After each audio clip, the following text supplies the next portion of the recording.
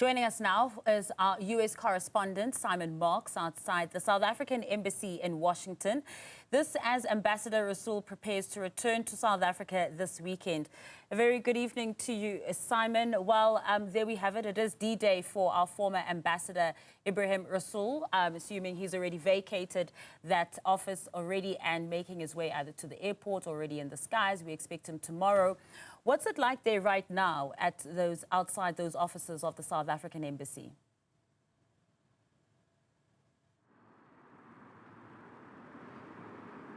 Yeah, I have to say it is pretty extraordinary standing here and reflecting on the fact that exactly 1 week ago it was business as usual at this embassy because Secretary of State Marco Rubio had not yet posted his social media tweet announcing that Ebrahim Rasool was persona non grata in the United States. That didn't take place until late on Friday, Washington time. Today it feels like a perfectly normal day at this embassy. We do not know the whereabouts of now the former ambassador. Remember that his diplomatic privileges and immunity was stripped earlier in the week by the State Department. Since then, he has been a private citizen under orders to depart the country by the end of today, Friday, here in the United States.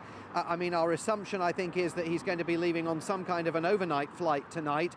It will not be a non-stop, assuming he's flying commercial, because there is no non-stop flight to Johannesburg or Cape Town from Washington, D.C. this evening, so perfectly possible that he will be making a stop in Doha or in Istanbul or somewhere else, perhaps in the United States, on his way back to South Africa. Also worth reflecting on the fact that statue that you can see behind me, of former President Nelson Mandela, standing proudly outside this embassy, was a gift to the United States by the South African people. And there's an inscription at the base of the statue that quotes from Madiba's speech to a joint session of Congress here in Washington in June of 1990. And the inscription reads, in part, "Let's keep our arms locked together so that we form a solid phalanx against racism."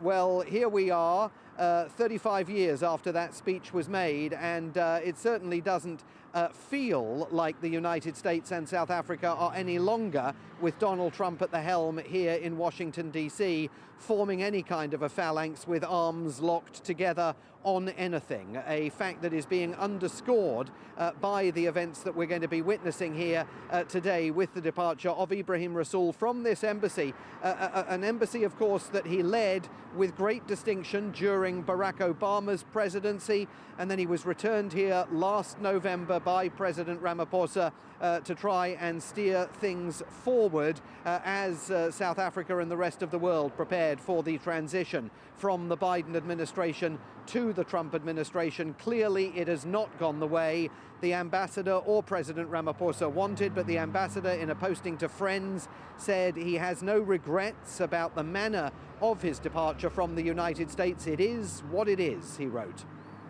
Now, Simon, as you're quoting that inscription as well, that is left on that statue in a different time when there were better relations, of course, between South Africa and the United States. I also want to take it back today as we commemorate Human Rights Day in South Africa. Our former Minister of International Relations, Dr. Naledi Pandor, was saying that, look, leadership, if you're in South Africa or South African right now, having to work with the United States is very difficult. It's not the time that you also speak of a time when we're keeping our arms locked together. What kind of a vacuum is South Africa not having an ambassador there in the United States going to have, do you think, for now? Because we do know that our presidency has said that they're not going to rush replacing former Ambassador Ebrahim Rasool.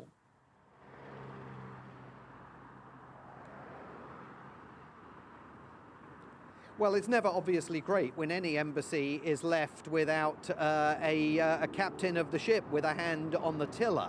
And I think that there will obviously be pressure on government there to select a future ambassador. And then we have to see if it is someone that is going to prove acceptable to the Trump administration. Because remember, the US government can reject an ambassadorial nominee in exactly the same way, by the way, as the South African government could reject Donald Trump's choice when he makes it to be the next US ambassador to South Africa. There is, as you know, a lot of speculation that that choice could be Joel Pollak of Breitbart News, whose articles about Ebrahim Rasool really sparked the decision by Secretary of State Marco Rubio to force him out of the country, and who has been a persistent critic of the South African government here in Washington, D.C., and he's definitely a man with Donald Trump's ear.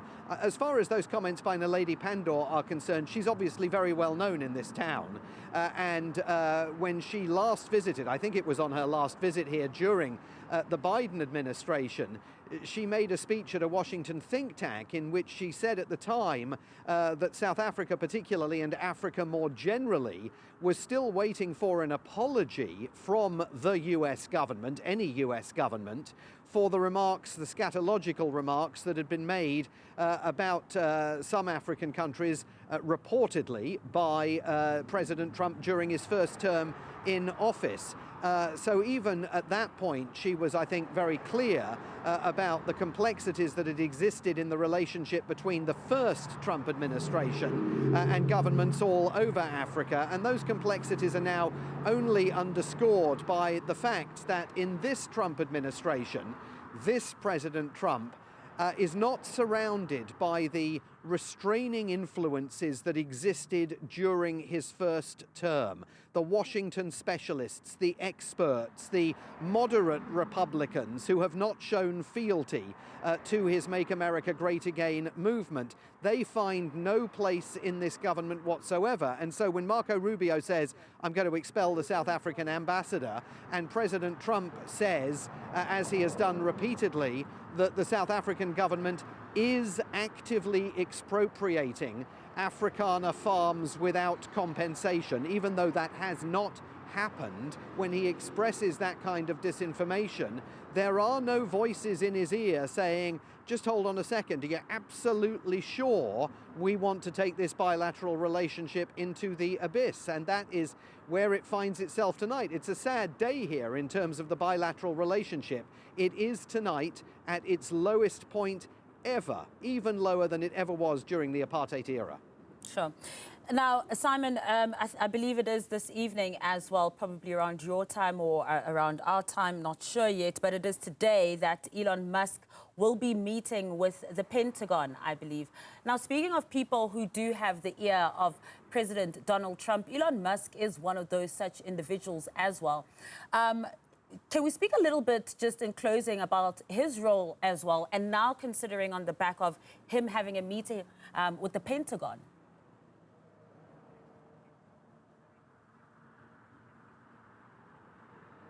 Yeah, so that Pentagon meeting has actually taken place. It took place this morning. The White House is absolutely pushing back on reports that there was a plan to present Elon Musk with a briefing about the highly secret, classified potential plans for the United States to wage war against China if it ever came to that. They say this was a routine meeting. President Trump in the Oval Office within the last hour has said that this was all about Elon Musk trying to understand expenditure at the Pentagon as part of his campaign to crack down on waste and fraud in the government as he leads that so-called Department of Government Efficiency, which of course is not a US government department formally at all.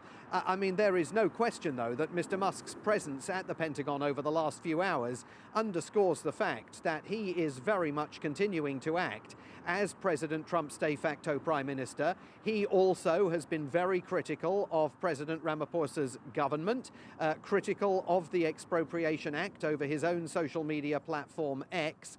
And he's not the only influential South African or person connected to South Africa with access to Donald Trump's ear. I mean, others include Peter Thiel, the corporate behemoth who founded the PayPal empire.